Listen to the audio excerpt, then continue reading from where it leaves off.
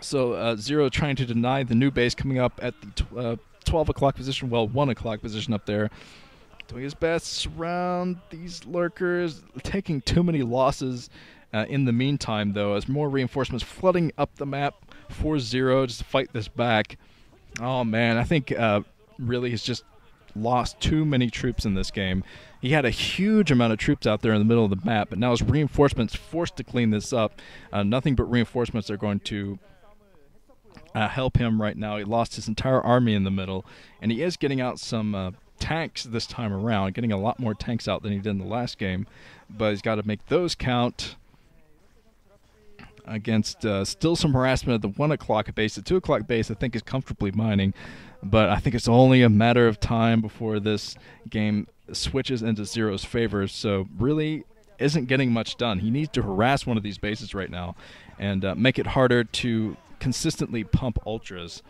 If he doesn't, this is going to be an overwhelming force. Let's see if he can get it done. I've seen a Terran player fight this back before. You need a lot of great micro with mostly Medic Marines to fight this back, because Medic Marines can work great against Ultras as long as you have the micro, the presence of mind to know when to fall back, to spread those Marines out.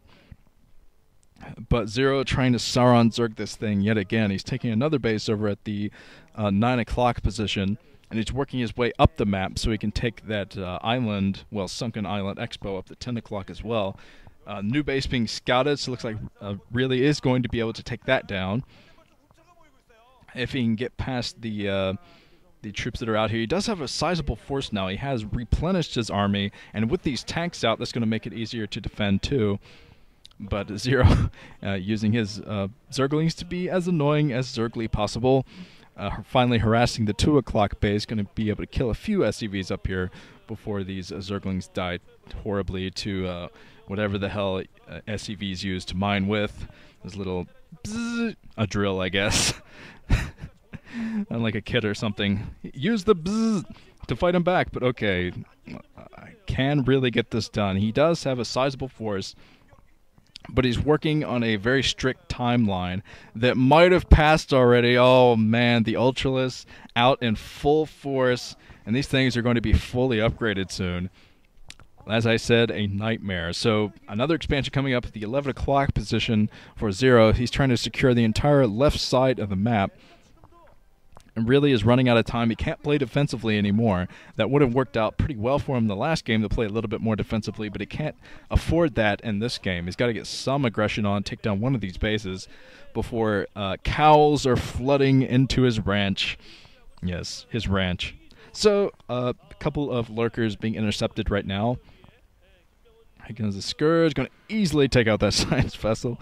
Science vessel pilot needs to get off a decaf, I think. It didn't react at all. Here come the Ultras. Oh, man, everything going to be pushed to really now. Look at this huge flooding of troops coming up from the south as well. Oh, man, you're going to see the fear in Riley's eyes soon enough. He does have plenty of Marines out, but no medics. I don't see any medics out for Riley at all.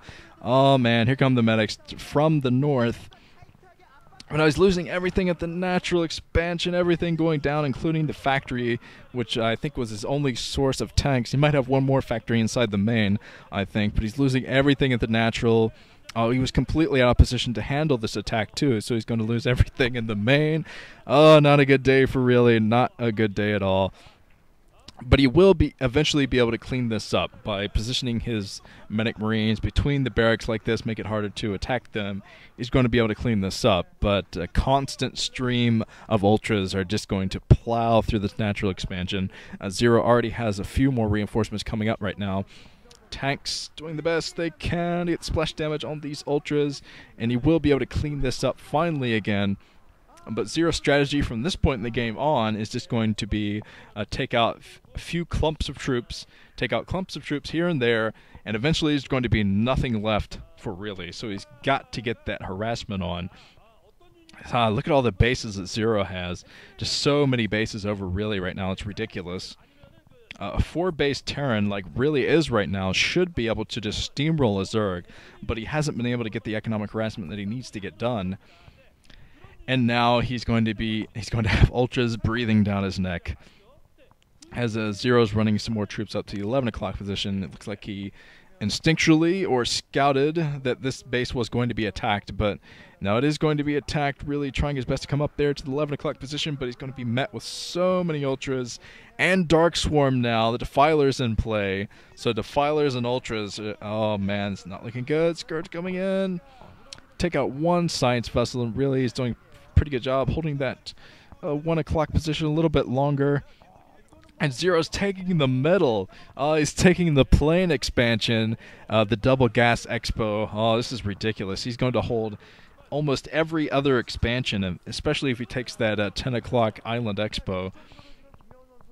So really is fighting a losing battle. He hasn't been able to do anything in this game, and that's really hurting him right now. Damn it, did it again. So really is just going to run back and forth between his bases most likely, play defensively until he dies. Because I don't see any way that he can get back in this game. Just look at the amount of troops out, the amount of bases for ZerO. He's such a macro monster when he wants to be. And as I said earlier, I think he does play better in second and third games after he's won, because there's less pressure there. And now as we're seeing, this is ZerO playing calmly. There's not much calm about this. Oh man, huge line of Zerglings coming up from the south. This is completely Sauron Zerging this thing, getting as many bases as he can, and just consistently rally pointing all of his hatcheries to this location.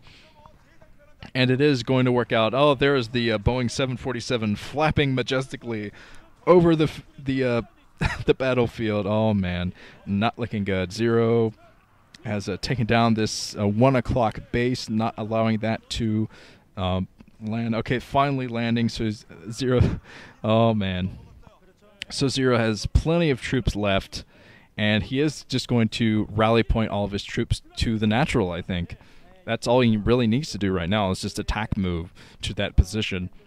And the only way a Terran can get out of a jam like this is fight between waves. You fight back one wave of Zerg, then you go out, take down a hatchery, fall back, get some reinforcements, and tackle another wave. There's not really any other way to do it. Drops help as well, if you can sneak some drops into the main, take out some precious tech.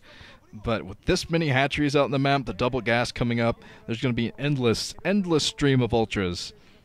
Completely endless. Oh man. So ZerO is pushing up yet again with some Dark Swarm. Here come the conga line of Ultras running up the map from the south, pushing right to the natural expansion. Looks like ZerO's content to go right for those production buildings, running into the main. Might not be the smartest thing in the world. He is losing his 11 o'clock base, so that's one base that's going down. With his other bases on the map, I think it's only a matter of time. Running into the main, loses everything inside the main, but that doesn't quite matter because he has plenty of minerals still left in the tank. And taking that double gas is going to give him a nice gas supply too for his Ultra Tech. There comes, really is taking out the 9 o'clock position. So he is taking out 2 bases in the time that ZerO is attacking him. So really did a good job there with the counter-attack. And he has his entire army out there getting this counter-attack done. So I think that ZerO might be choking a little bit here. He's got to make sure that these troops don't take down another hatchery, because he just took down 2. But ZerO took down so many troops that I still think he's in a better position, especially with the Dark Swarm out. Dark Swarm and the Ultras fighting this back. Another Dark Swarm up there, kind of in a weird position. Those Ultras forced to run into the Dark Swarm. Getting the complete surround of what Ruby, damn it, really is doing, all really being harassed at the 1 o'clock position too. What? No GG from really? Rage quit. Rage quit. Really did the rage quit. Maybe he heard me call him Ruby. He's like, you just call me Ruby, damn it. Rage quit.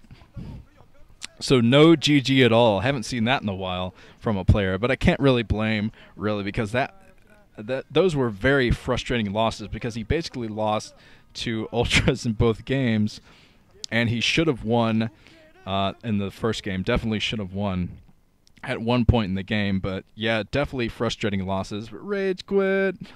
Oh, this has been Nuke. I'm going to move on to another series soon.